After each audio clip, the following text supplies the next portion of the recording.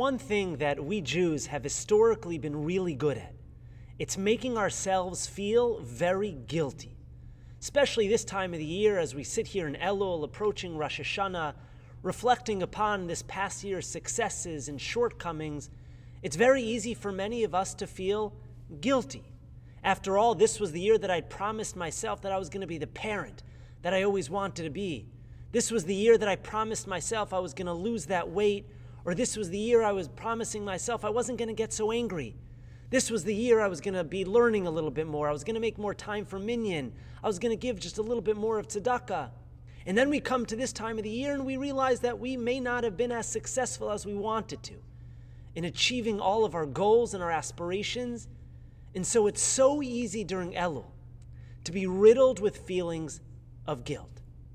But is that true? Are we Jews just eternally destined to constantly feel guilty about ourselves this time of the year? I believe the answer is no, and it's based on a Rambam. Now, the Rambam in Hilchos Tshuva tells us that when it comes to tshuva, yishtadel adam la'asos tshuva, that a person should try really hard to do tshuva. Now that in and of itself is a very bizarre language. The Rambam doesn't use it for anything else. The Rambam doesn't tell us kashrus, you should try hard to keep kosher, right? Keep Shabbos, yeah, you should try hard to keep Shabbos. Blow the shofar on Rosh Hashanah, try if you can. No, it's a mitzvah to blow shofar. It's a mitzvah to keep Shabbos. It's a mitzvah to keep kashrus. It's not what the Rambam says by tshuva. By tshuva, the Rambam says, yishtadel adam, that a person has to try really hard. Why is that language used specifically by tshuva and not by any other mitzvah? Perhaps the answer could be found in Parshas Vayishlach. When Yaakov encounters the Saro Shel Esav, the angel of Esav, the Torah tells us, Vaya'avek ish imo. And if you look at the Targum Onkelos over there, you'll notice that Onkelos translates the word Vaya'avek as Vayishtadel, our word exactly. Says the Onkelos, the word Yishtadel does not just mean to try, but it means to struggle, to battle. That it means that there'll be ups and downs, there'll be bumps and bruises along the way, and we're not always going to get it perfect. But Vayishtadel, Vaya'avek means that you have to struggle with it constantly. And what the Rambam is telling us is that you and I are not expected to get tshuva right. You and I are not expected to be perfect. But what Hashem does demand of us, what Hashem expects of us, is yishtadel adam la'asos tshuva. That you and I are going to fight to do tshuva. We are going to struggle through the ups and the downs, and some days we'll get it right and some days we won't, but we're going to pick ourselves off the mat and do better tomorrow. Shtadel adam la'asos tshuva means that Hashem doesn't expect perfect robots. Hashem knows that there are going to be moments we're going to be better and there are moments that we're going to be worse, but what He does demand of us is yishtadel, to struggle and to fight for our avodas Hashem, and to fight to be just a little bit better today than we were yesterday. I want to share that this isn't just an idea that you and I encounter around the Yom Noraim, around Elul and Rosh Hashanah, but it's actually an idea that we reinforce for ourselves every single night in Marav. In Ashkevenu we say, V'haser Satan milfanenu u'me'acharenu. We daven to Hashem that He should remove the Satan from before us and from behind us. Now I understand why we would ask Hashem to remove the Satan before me. I'm about to do a mitzvah.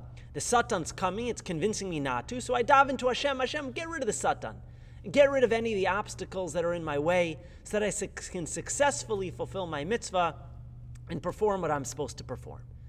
But what does it mean, V'haser Satan me'acharenu? Why am I asking Hashem to remove the Satan from behind me? I've either done the mitzvah, I've done the Aveira. What is the Satan coming to get me now? He already got me. So I once saw a beautiful pshat, a beautiful understanding. That V'haser Satan milfanenu, we ask Hashem, remove the Satan before me. Remove any obstacles, any barriers that are in my way to perform a mitzvah. But V'haser Satan milfanenu u'me'acharenu. Hashem, once I mess up, if I don't succeed in achieving all my goals and my aspirations that I wanted to, remove the Satan behind me means don't let me feel guilty about it. Don't allow me to become so burdened by feelings of guilt that it stops me from trying again to do better the next day. And so every single night before you and I go to bed at Ma'ariv, we say, Hashem, ve'aser Satan. Hashem, remove the Satan before me. Remove any obstacles before me. But also, ve'aser Satan me'acharenu. That if I make a mistake, Hashem, if I didn't live up to what I aspired for, if I didn't achieve all of my goals and all of the aspirations that I had for myself, still, Hashem, allow me to remove those feelings of guilt so that I can try again tomorrow to be just a little bit better than I was yesterday. Hashem never demands us to be perfect. Hashem doesn't expect us to be robotic where we're going to get it right every single time. But the way to combat feelings of guilt is the knowledge that all Hashem does expect of us is yishtadel adam la'asos tshuva. All Hashem wants of us is to try and to struggle and to fight to be just a little bit better today than we were yesterday. And if you and I can come to Rosh Hashanah and for 30 days straight having said to ourselves, I didn't make dramatic changes, and I may not have gotten it right every single time, but every single night I went to bed saying I was a little bit better today than I was yesterday, then you and I are going to be in really good shape as we approach the Creator of the universe on Rosh Hashanah, please God, in just a few days. בכהנים והעם העומדים בעזרה כשהיו שומעים את שם השם המפורש יוצא מפי כהן גדול היו קוראים משתחווים ונופלים על פניהם ברוך שם כבוד מלכותו לעולם ועד